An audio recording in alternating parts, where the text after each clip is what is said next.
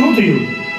લ્યો આ સંદેશો તમારા બેને લખી આપ્યો છે અને તમારી પાસે મને મોકલ્યો છે. આમાં બધી વાત વિસ્તારથી લખી છે. સંદેશો બેન જહાલનો?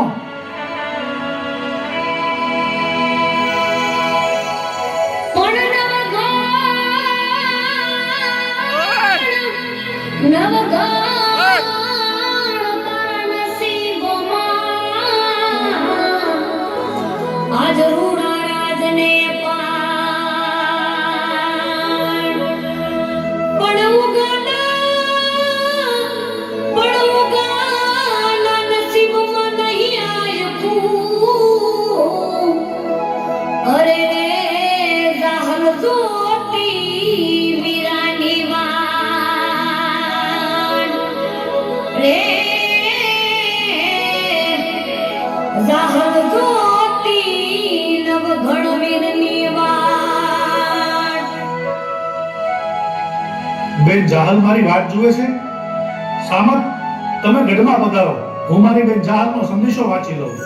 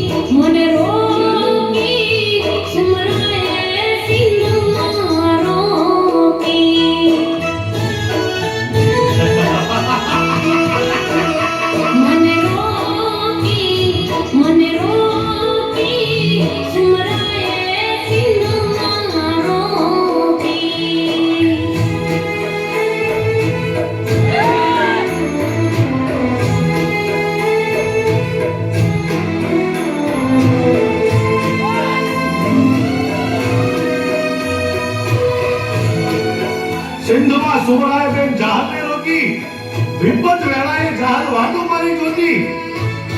અરે સામત, આ મારી બેન જહાલ શું લખે છે? વીરા નવઘણ, મારા મનમાં જોતન વેળાએ તમને કોલ આપેલું. હા, કે માંગીને બેની જહાલ મારા શરીરની ચામડીની મોજડી બનાવીને તારા પગમાં પહેરાવું ને બેની જહાલ. તોય તારા બાપુ દેવાએ ગોદાના રોડમાંથી હું મુક્ત થાવેલ નથી.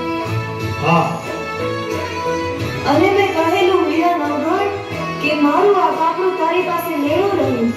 સમય આવે ત્યારે હું માંગીશ. જે કાપડું હું આજ માંગુ છું વીરા નવઘણ. નવઘણના ખોળિયામાં પ્રાણ હોય અને બેન જહાલને આપેલું વચન ભૂલી જાય એવો હું તો ક્યારેય ન ઉગે. માંગો બેનની વાત, શું માંગો છો?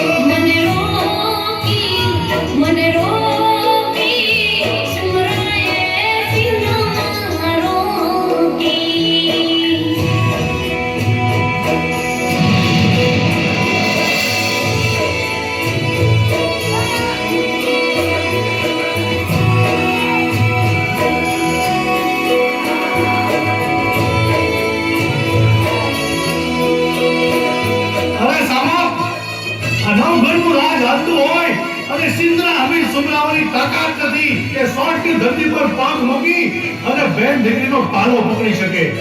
પણ આ હાલમાં એવું તે શું બન્યું કે તમારે આ સોટ મલક મૂકી અને સિંધમાં જવું પડે?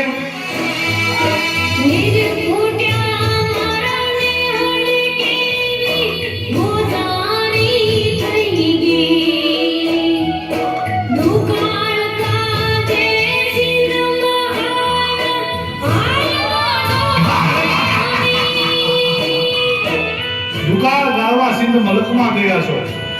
બેનીબા, તમારા ભાઈ નવગણને યાદ ન કર્યો? બેનીબા,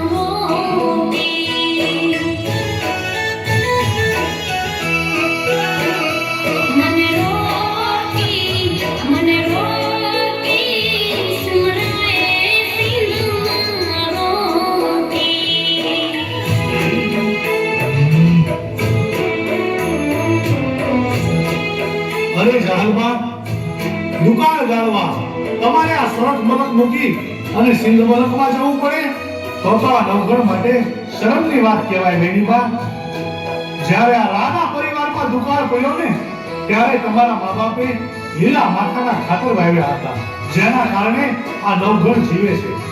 અને હું જો તમારો દુકાળનો પાર પાડી શકું તો આ નવગણના રાજપાટ છે. આ કામના જહાલબા, તમે મને જાણ ન કરી અને સિંધ મલકમાં ગયા. તમે ભારે કરી જહાલબા, તમે મને જાણ ના કરી. નવગણ, આજે હું આ સંદેશો તને એટલા માટે લખું છું કે આજે મારો ભાઈ ઉગો જીવતો નથી, પણ જ્યારે એ જીવતો હતો ને ત્યારે રાજના સિપાહીઓ તને મારા ઘેર લેવા આવ્યા હતા. સાથે મારા બાપુએ સંદેશો મોકલ્યો હતો કે આ રાણી રાહ રાખીને વાત કરશે. અને નવગણ, તારી જગ્યાએ મરવા માટે મારી માએ મારા ભાઈ ઉગાને તૈયાર કર્યો હતો.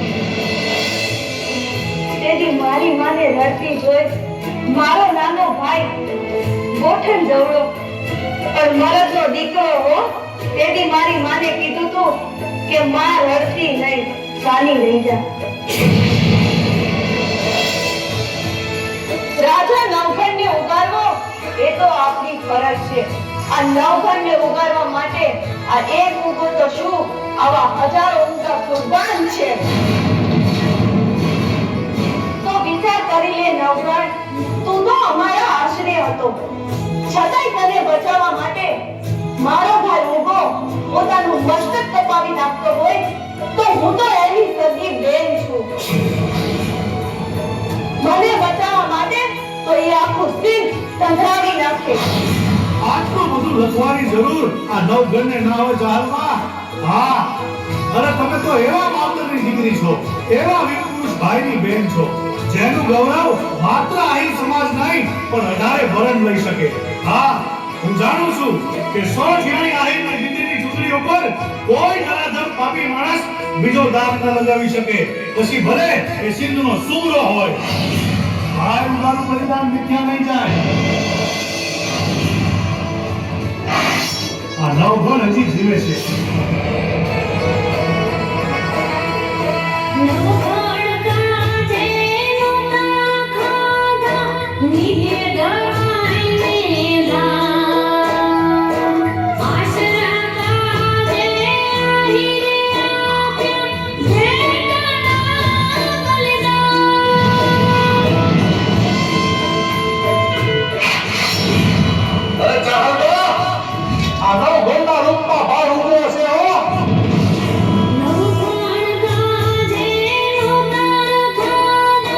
નીચે ધરાઈને ધા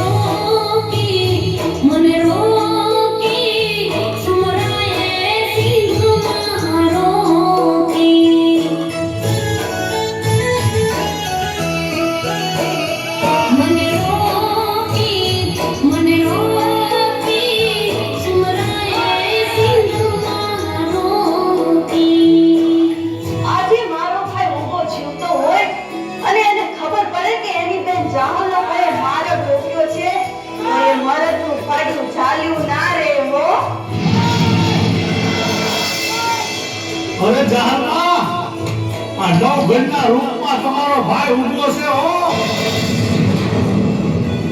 પણ આજે નવઘણ ઊભો જીવતો નથી એટલે મારે તને કહેવું પડે છે. હું જાણું છું જાહરમાં કે તમે સિંધની ધરતીમાં એટલા